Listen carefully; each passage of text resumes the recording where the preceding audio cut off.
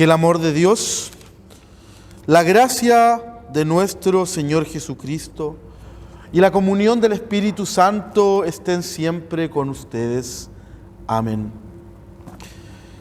Escuchemos la lectura que inspira la reflexión de hoy, que se encuentra en el libro de Primera de Samuel, capítulo 24.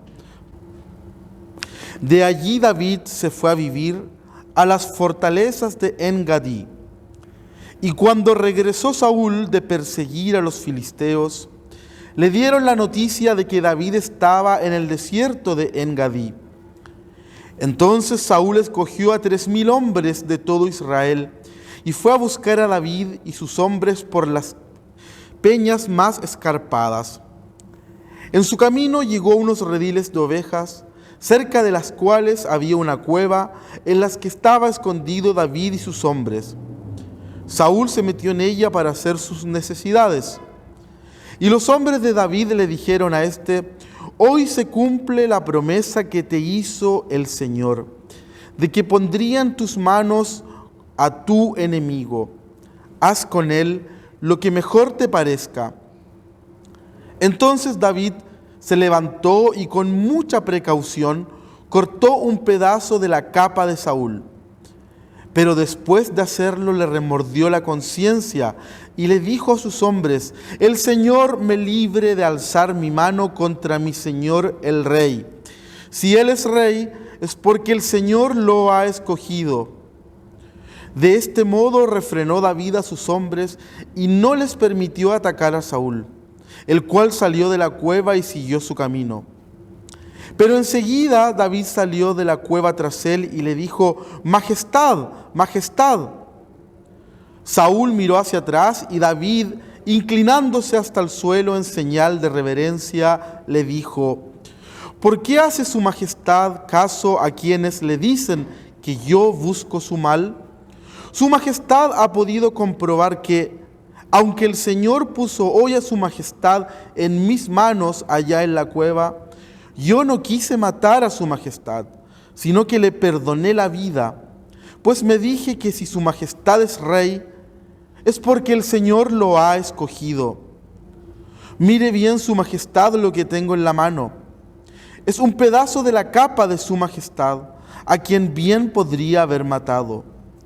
Con este pueda darse cuenta su Majestad que yo no he pensado en hacerle daño, ni en traicionarlo, ni tampoco le he faltado. Sin embargo, su Majestad me persigue para quitarme la vida. Que el Señor juzgue entre nosotros dos y me vengue de su Majestad, porque a lo que a mí toca, jamás levantaré la mano contra su Majestad. Un antiguo refrán dice: la maldad viene de los malvados. Por eso yo jamás levantaré mi mano contra su Majestad. Además, ¿tras de quién ha salido el rey de Israel? ¿A quién está persiguiendo? A mí, que soy como un perro muerto o como una pulga. Por lo tanto, que el Señor decida y juzgue entre nosotros dos. Que sea Él quien examine mi causa y me defienda de su Majestad. Cuando David terminó de hablar, Saúl exclamó: pero si eres tú, David, hijo mío, quien me habla. Y echándose a llorar le dijo: la razón está de tu lado, pues me has devuelto bien a cambio del mal que te he causado. Hoy me has demostrado que tú buscas mi bien, pues habiéndome puesto el Señor en tus manos, no me mataste. En realidad, no hay nadie que al encontrar a su enemigo lo deje ir sano y salvo. Por lo tanto, que el Señor te pague con bien lo que hoy has hecho conmigo. Ahora me doy perfecta cuenta de que tú serás el rey y que bajo tu dirección el reino de Israel habrá de prosperar. Júrame pues por el Señor que no acabarás con mis descendientes, ni borrarás mi nombre de mi familia. David se lo juró a Saúl, y después Saúl regresó a su palacio, en tanto que David y los suyos se fueron a la fortaleza. Que el Señor bendiga en nosotros su palabra. Amén. El texto de hoy es un texto largo que si quisiéramos analizarlo detalladamente, mejor hacerlo en un estudio bíblico que en un culto, si no, se extendería mucho. Pero hay ciertas cosas que son importantes de rescatar y que siguen haciendo sentido hoy, miles de años después de lo que ocurrió esta escena. Cuando leí este texto, lo primero que pensé fue en la imagen de un héroe, porque David es conocido como uno de los héroes de Israel, uno de los grandes héroes de la Biblia. Y cuando pienso en un héroe, como niño, siempre me imaginaba a alguien fuerte, valiente. Recuerdo cuando vi por primera vez la película Troya, donde aparece Aquiles. Probablemente todos leímos en el colegio la Ilíada y la Odisea, y cómo Aquiles es la imagen del héroe antiguo, fuerte, que hace que sus enemigos tiemblen de miedo. Aquiles solo ganaba batallas, mató a muchos. Y David también es visto como un héroe en la Biblia. Y como niño conocía a David, aquel que mató a Goliat con una sola piedra. A tal punto era un héroe David, que la gente de Israel comenzó a cantar: Saúl venció a miles, pero David venció a 10,000. Y por eso es que el corazón del rey Saúl tuvo envidia de David y comenzó a perseguirlo. David, que en un principio era sirviente, amigo y familia de Saúl, pues se casó con su hija, familia política por lo tanto, generó envidia en Saúl, porque el pueblo lo quería más a él. David tiene que huir del que era su rey. Luego en la historia aparece que Saúl comete una gran falta y por eso Dios lo desecha como rey. Y Dios le pide a su profeta Samuel que unja a David. Por lo tanto, David ya es el nuevo rey de Israel, a pesar de que Saúl aún vive. Samuel ungió a David como rey. Y David sabía que él iba a ser el nuevo rey. Por lo tanto, tiene todo el sentido del mundo lo que sus hombres le dicen. Cuando Saúl va a dormir a esta cueva, el Señor le había prometido a David que le iba a entregar en sus manos a su enemigo. Esta era la posibilidad de terminar con el problema y que David fuera nombrado el nuevo rey. Te entrego a tu enemigo en tus manos. Cuando veo la actitud de David, que no mata a Saúl, pienso en uno de mis cuentos, historias favoritas, El Señor de los Anillos, escrito por J.R. Tolkien, una persona cristiana, católica, quien para él su fe fue muy importante a lo largo de su vida y se ve reflejado en su obra. Y él en su juventud tuvo que vivir la Primera Guerra Mundial. Y no solo la Primera Guerra Mundial, sino la batalla del Somme. La batalla del Somme fue la batalla más cruenta de la Primera Guerra Mundial. Lamentablemente no fue la última. Una batalla donde en 2 años murieron cerca de 1 millón de personas, entre alemanes, franceses, ingleses. Todo para lograr avanzar un par de metros en el frente. Millones de vidas tiradas a la basura por unos metros de terreno. Por eso J.R. Tolkien se volvió un pacifista. Nunca más quiso participar en una guerra. Y ese pacifismo lo vemos impreso en su obra, cuando pone en uno de sus personajes las siguientes palabras: el verdadero valor no es saber cuándo quitar una vida, sino que es saber cuándo perdonarla. El verdadero valor no es saber cuándo quitar una vida, sino cuándo perdonarla.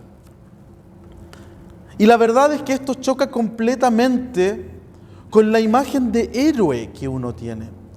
Porque el héroe siempre gana, siempre triunfa, con sus propias fuerzas. Y acá David tiene en sus manos, tiene en su fuerza la posibilidad de triunfar.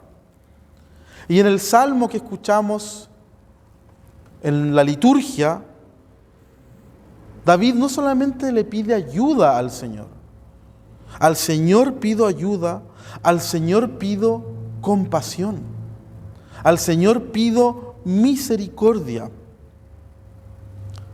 David sabe que él va a ser el nuevo rey, pero sabe que Dios tiene el rol de juzgar, no él. Cuando tiene la posibilidad de tomar la vida de Saúl, David recuerda que es Dios quien juzga. Y por eso en el centro del texto se repite 2 veces, que el Señor juzgue, que el Señor haga. No alzaré mis manos. Y de hecho, al analizar la vida de David, posterior a esta situación, se ve que lo que más remarca el texto bíblico es la cantidad de veces que David le perdona la vida nuevamente a Saúl, al general de Saúl y a muchas personas. Ya no es el héroe que vence a cientos de personas. También David combate guerras, David también es general. Pero los textos más destacados de David son cuando perdona la vida, cuando teniendo la posibilidad de acabar con la guerra, cuando teniendo la posibilidad de terminar con la vida de sus enemigos, decide perdonarlos. Porque pone a Dios en el rol de juzgar. Y por eso es que David como héroe tiene como principal característica, creo yo, el perdón. No su fuerza, no aquel que venció a Goliat, no aquel que destruyó a sus enemigos en las guerras, sino aquel que supo perdonar. Lo cual es muy interesante, porque luego David sería perdonado. David, como todo ser humano, cometió pecados, cometió incluso atrocidades, y pudo vivir en carne propia el perdón que Dios le dio. En el perdón cotidiano, David experimenta el perdón divino. ¿Sigue siendo entonces David un héroe? Lo podríamos comparar con los grandes héroes de la antigüedad, como Aquiles, como César, como Aníbal. Todos estos héroes que le encantan a las historias, a los niños, porque son interesantes de ver. ¿Sigue siendo David un héroe? No olvidar que David solamente es un adelanto, es un prototipo al gran héroe de nuestra historia, a Jesús. Y que el mismo Pablo insiste que la fuerza y el poder de Jesús no está en su fuerza física, en su fuerza humana, sino que está en la cruz, en el presunto fracaso, en la presunta debilidad que tantos críticos del cristianismo han tenido en las últimas décadas. Aquellos que dicen que el cristianismo transforma a las personas en débiles, porque inspira valores de los siervos, porque inspira valores que no te hacen competitivo, inspira misericordia, solidaridad, compasión. ¿Nos hace eso débiles? La Escritura dice: lo loco del mundo es lo sabio de Dios. Lo débil del mundo es lo fuerte de Dios. Cuando David le perdona la vida a Saúl, valora la vida en singular y en plural, porque no solamente perdona a Saúl. Imagínense qué hubiera ocurrido si David ataca a Saúl. Saúl iba con 3.000 hombres. David también tenía sus soldados. Quizás habría estallado una batalla, una guerra civil. Por lo tanto, no solamente perdona la vida del otro, sino de los otros. Cuando perdonamos una vida, también perdonamos muchas vidas, porque todos somos hijos, hermanos, padres, madres.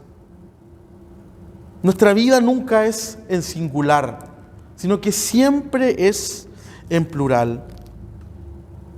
Y frente nuevamente a estas voces que le dicen los soldados: tú tienes derecho a matar, tú tienes derecho a hacer justicia con tus propias manos, David pone antes a Dios. Y eso es, queridos hermanos, lo que convierte a David en un gran héroe. Poner a Dios antes que su persona. Gracias a Dios, creo que ninguno de nosotros ha vivido una situación literal como esta. Estar en una guerra con una espada y tener que perdonar la vida a alguien. Y espero que nunca nadie tenga que vivir eso. Pero sí tenemos muchas armas, tenemos muchas espadas. Nuestras palabras, nuestras acciones, nuestras decisiones. Espero que no tengamos enemigos, pero sí tenemos competidores, a veces tenemos rivales, a veces en el trabajo tenemos colegas que no nos simpatizan, a veces competimos por algún premio y en particular los cristianos somos especialistas en creer tener la razón, en juzgar. Y así como David tuvo la oportunidad de hacer justicia por sus propias manos, muchas veces nosotros creemos que tenemos el derecho a, porque tenemos la razón, porque yo soy bueno y el otro es malo. Recordando las palabras de nuestro querido pastor emérito Kurt Giesel cuando explicaba el mandamiento no matarás. Claro, no matamos a otras personas físicamente, pero las podemos matar con palabras, las podemos matar con acciones, con decisiones, con silencios. No te voy a hablar nunca más, no te quiero ver nunca más. Lo estoy matando de mi vida. Tenemos una espada a nuestra disposición. Incluso, recordando la prédica de mi esposa y colega hace unos días en nuestra congregación La Reconciliación, decía, la palabra de Dios es como una espada. Aparece en Hebreos. La palabra de Dios es más cortante que cualquier espada de dos filos, poderosa y eficaz. Y si la palabra de Dios es una espada, ¿qué uso le damos? Qué peligroso es tener una espada más cortante que puede llegar hasta lo más profundo del alma, del espíritu y de la carne. Una espada en manos equivocadas puede matar, puede generar dolor. Una espada en manos equivocadas es un peligro. Reflexionemos en ello, querida comunidad, tanto a nivel personal como a nivel eclesial, a nivel comunitario. Cómo con nuestras acciones, cómo con nuestra prédica, cómo con nuestra vida podemos, al igual que David, generar daño o perdonar, poner a nuestra iglesia, a nuestros valores, a nuestras creencias, a nuestros juicios o prejuicios, a nuestras certezas primero, o poner a Dios adelante. Y así como David lo hizo, al Señor pido ayuda, al Señor pido compasión y misericordia. Lo confesamos todos los domingos. El Señor nos ha perdonado, el Señor nos ha salvado. Que ese perdón divino muchas veces muy abstracto, lo podamos vivir en el perdón cotidiano, en la misericordia cotidiana, a través de nuestras decisiones, a través de nuestras palabras, a través de nuestras acciones. Y recordar que el verdadero valor no es quitar una vida, no es juzgar, no es hacer lo que yo creo que es correcto, sino que el verdadero valor está en saber cuándo perdonar y dejarnos guiar por Jesús, quien es el máximo ejemplo de perdón y de amor. Amén. Oremos. Amado Dios, te damos gracias por tu palabra, porque tu palabra nos ilumina y nos guía. Te pedimos que por medio de tu palabra podamos aprender compasión, ternura y misericordia en estos días grises de sufrimiento y guerra en el mundo. Que por medio de ti, Señor, podamos ser compasivos en toda nuestra vida. Lo pedimos en el nombre de Jesús. Amén.